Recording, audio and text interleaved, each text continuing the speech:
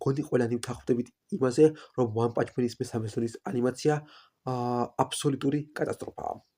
და მათ შორის ის სერიები, რომელსაც IMDb-ზე შედარებით მაღალი შეფასება აქვს და ფანებიც აჰაიპებდნენ, რომ მაგარი ბრძოლა იყო და კარგი ანიმაცია ჰქონდა და შედარებით უკეთესი იყო სხვა სერიებთან, მაგ ორ სერიასაც რამდენად უკეთესი წარმოა ჩანდეს იმ დანარჩენ სერიებთან შედარებით, მაინც აბსოლუტურად საშინელი და კატასტროფული ანიმაცია აქვს. ამ მომენტისთვის, როცა ვიდეოს წერ არის 9 სერია გამოსული და ამ 9 სერიიდან გამომდინარე ვსაუბრობ, არ ვიცი თუ მოხდა სასწაული და ბოლო 1 ან 2 სერიაში ანიმაცია სასწაულებრივად არაჩვეულებრივი გახდა, როგორც ბლოკის მეორე სეზონის შემთხვევაში იყო, მეჭვება, მაგრამ არის მაგის შანსი. ამ მომენტში ყველაზე მეტი კრიტიკა და ლანცხვა და რაღაცა ხვდებათ ანიმატორებს.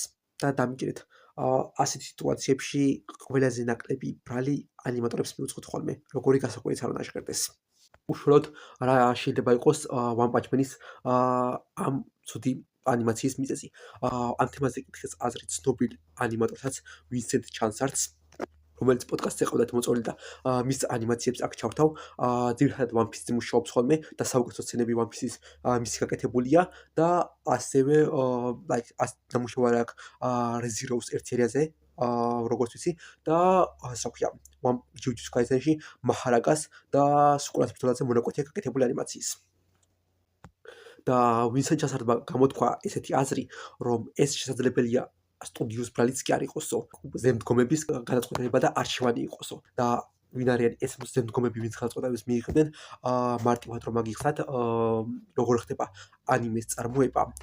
ყველაფრის სათავეში დგას, მაგალითად, გამომცემლობა, მაგალითად One Punch Man იბეჭდება Torino Young Jump გამომცემლებაში ჟურნალში, რომელიც არის შუეიშას საკუთრება.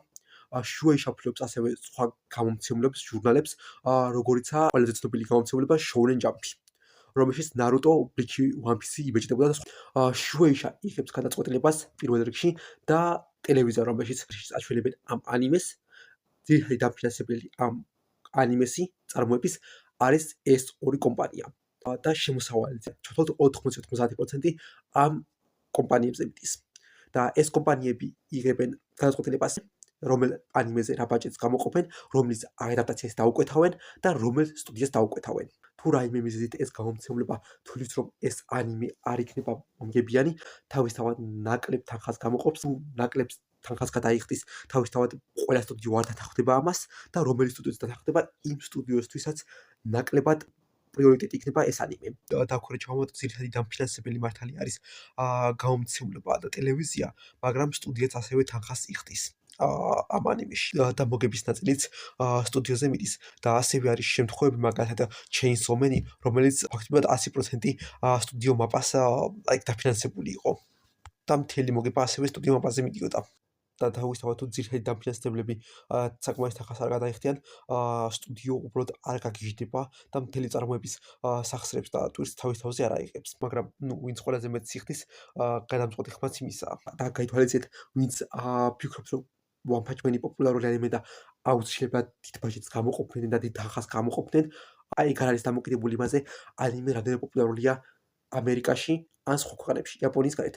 დამოკიდებულია იმაზე, ძირითადი შემოსავალს რაც იღებენ იაპონიიდან, ანუ თავის ქვეყნიდან, იქ რამდენად პოპულარულია ეს ანიმე და რამდენად პოპულარულია ეს მანგა. აქვე ჩავამატებ, მართალია არ ვიცი One Punch Man რამდენად პოპულარულია იაპონიაში, მეჭვება იმდენად არაპოპულარული იყოს და ნაკლები გაყიდვები ჰქონდეს, რომ ასეთი საშინელი ანიმაცია დაემსახურებინა.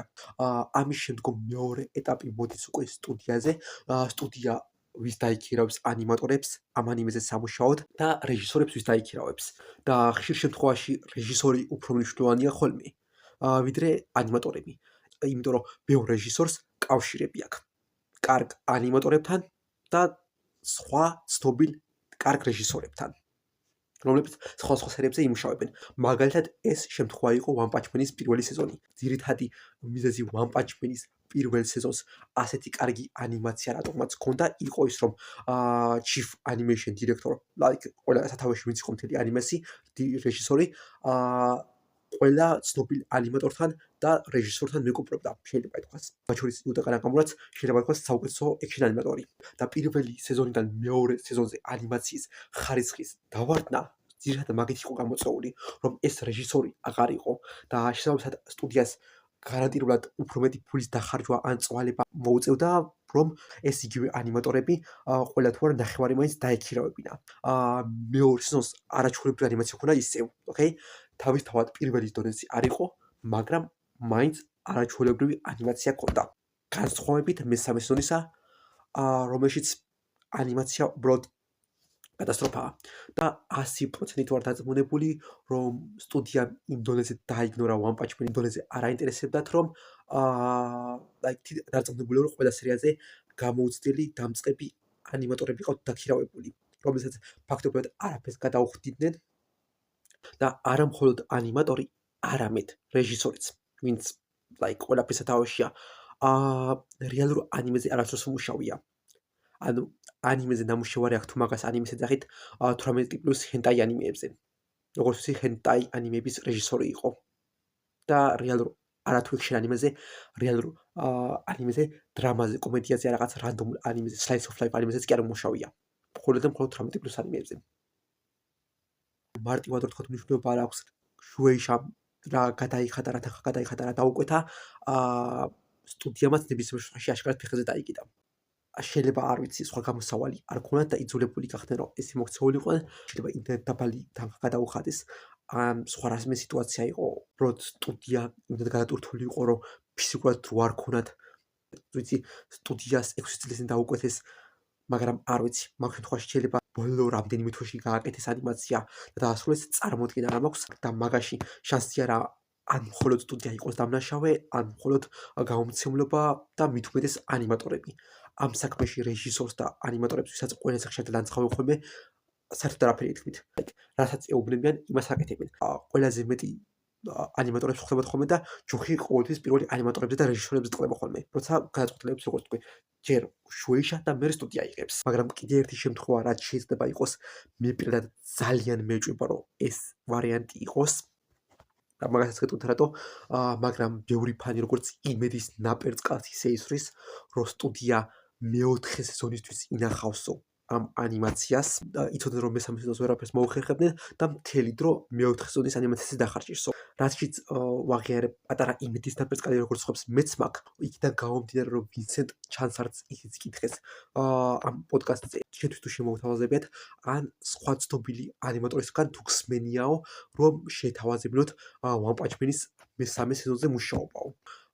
გარკვეული მიზეზების და გამო ამას პასუხს ვერ გავცემო, ოკეი? ზოგ ფანს იმედიც გაუჩნდა, რომ იქნებ მართლა აპირებენ ვინსენტ ჩანსარდის ან სხვა ცნობილი ანიმატორის დაქირავებასო, შანსი არის მეოთხე სეზონისა. მაგრამ ნაკლებადაა შესაძლებელი, იმიტომ რომ მეოთხე სეზონი არ გამოუცხადებიათ ჯერ. და იშვიათობაა ხოლმე, როცა ერთი სეზონის დასრულებამდე მეორე სეზონი უკვე წარმოებაშია ხოლმე, ოკეი? ყოველთვის არ ხდება ეგ. წინა სეზონის წარმატებას ელოდებიან ხოლმე, რამდენად წარმატებული იქნება, რომ გადაწყვეტონ ღირს თუ არა შემდეგი სეზონის გაგრძელება. თუ გაგვიმართლა სასწაული მოხდა და საერთოდ არ შეწყვიტეს წარმოება ანიმესი და მეოთხე სეზონის მართლა გიგმაში აქვთ, წარმოებაში აქვთ უკვე. და ანუ გაითვალისწინეთ, რომ მესამე სეზონზე ვერაფერს მოვახერხებთ და მეოთხე სეზონზე მაინც გქონდეთ ნორმალური ანიმაციაო, 0.1% არის მაგის შანსი. თად გამორიცხული არ არის. როგორც თქვი, ყველგან როცა ანიმაციაზე წავა ხოლმე განხილვა, პირველი ბრალი მიდის ხოლმე ანიმატორებზე. ოკეი? მაგრამ ეს შემთხვევა თუ გამოუცდელი ანიმატორები დაიქირავეს, ის ანიმატორი რომ სასწაულს ვერ მოახდენს და მაგიას ვერ შექმნის არ საიდან, ოკეი? იგივე ვარიანტში თუ ცნობილი ანიმატორი დაიქირავეს და საკმარისი დრო არ მისცეს, დაუსრულებელი იქნება იგივე ვარიანტში ანიმაცია. მაგის მაგალითი იყო ჯუჯუს კაიზენში მაჰარაგას და რა ქვია, სუკურას ბრძოლა. იმიტომ რომ სანამ ბლუ-რეი გამოვიდოდა და შეასწორებდნენ ბევრ რაღაცას, სცენებში ჩამატებდნენ და შეცვლიდნენ, რა ქვია, ანიმატორმა თქვეს, რომ რაც უნდა გვკვეთებინაო, იმის 50% თუ რაღაცა ნახევარი იყო გადასრულებული რეალურად. და სწორედ ეს ვინსენტ ჩანსარდი იყო, რომელმაც პრეტენზია გამოთქვა სტუდიო მაპასთან და გადაცხადა, რომ აღარასდროს იმუშაობდა სტუდიო მაპასთან და რეჟისორი იყო მისი მეგობარი და ერთ-ერთი მაგ მიზეზით დათანხმდა. და იგივე შემთხვევა ჰქონდა ვინსენტ ჩანსარდს სტუდიო ბონსთან საქმერო აკადემიის როცა გააკეთა ტოგას ბრძოლა საქმერო აკადემიაში. ეს იყო ქი ანიმაცია ვინსენტ ჩანსარდის, მაგრამ ვისაც ნაყურები გაქვთ რა ქვია, საქმერო აკადემიის ბრძოლას რეალურად ესაჩვენეს ანიმეში. ანუ ვინსენჩას არის ორიგინალი ანიმაცია შეცვალეს. იმიტომ რომ მაგის დასრულება დრო არ ქონდათ. და დამჯერეთ, არ არის ეს შემთხვევა, რომ ვინსენჩას არის კარენ, კარანი ანიმატორია და ყველა სტუდიასთან პრობლემა აქვს. რეალურად პირიქით. საქმე იმაშია, რომ ვინსენჩას არის ფრანგი ანიმატორი, ასევე არის ფრილანსერ ანიმატორი და მაგ შემთხვევაშიც განახდებული აქვს თავის ადგილი Toei Animation-თან, One Piece-ის ანიმეზე. ამიტომ როცა სხვა სტუდიოებთან მუშაობს და სხვა სტუდიოებს როგორ ვთქვა, ცუდი პირობები აქვთ, იმის აშკარად არ აქვს, რომ სამსახურს დაკარაკოს. იმიტომ რომ როგორც ვთქვი, განახდებული აქვს Toei-თან საქმე და ფრილანსერია მაგ ვარიანტშიც.